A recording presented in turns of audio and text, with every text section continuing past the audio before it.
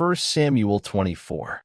And it came to pass, when Saul was returned from following the Philistines, that it was told him, saying, Behold, David is in the wilderness of Engedi. Then Saul took 3,000 chosen men out of all Israel, and went to seek David and his men upon the rocks of the wild goats. And he came to the sheepcotes by the way, where was a cave, and Saul went in to cover his feet, and David and his men remained in the sides of the cave. And the men of David said unto him, Behold the day of which the Lord said unto thee, Behold, I will deliver thine enemy into thine hand, that thou mayest do to him as it shall seem good unto thee. Then David arose, and cut off the skirt of Saul's robe privily. And it came to pass afterward, that David's heart smote him, because he had cut off Saul's skirt. And he said unto his men, The Lord forbid that I should do this thing unto my master, the Lord's anointed, to stretch forth mine hand against him, seeing he is the anointed of the Lord. So David stayed his servants with these words, and suffered them not to rise against Saul. But Saul rose up out of the cave, and went on his way. David also arose afterward, and went out of the cave, and cried after Saul, saying, My lord the king.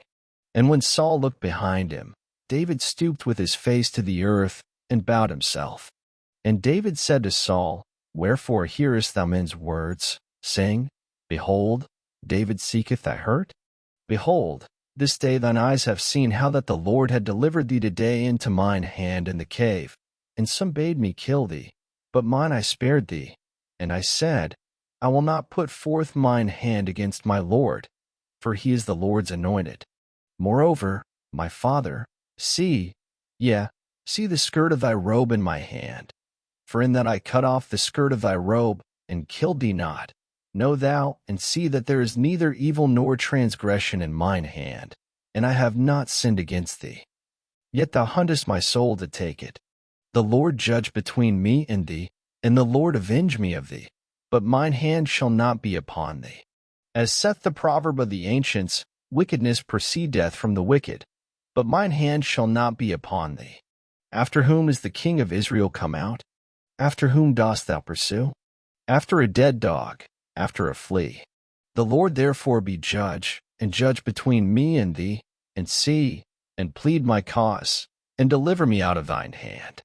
And it came to pass, when David had made an end of speaking these words unto Saul, that Saul said, Is this thy voice, my son David? And Saul lifted up his voice, and wept. And he said to David, Thou art more righteous than I, for thou hast rewarded me good, whereas I have rewarded thee evil.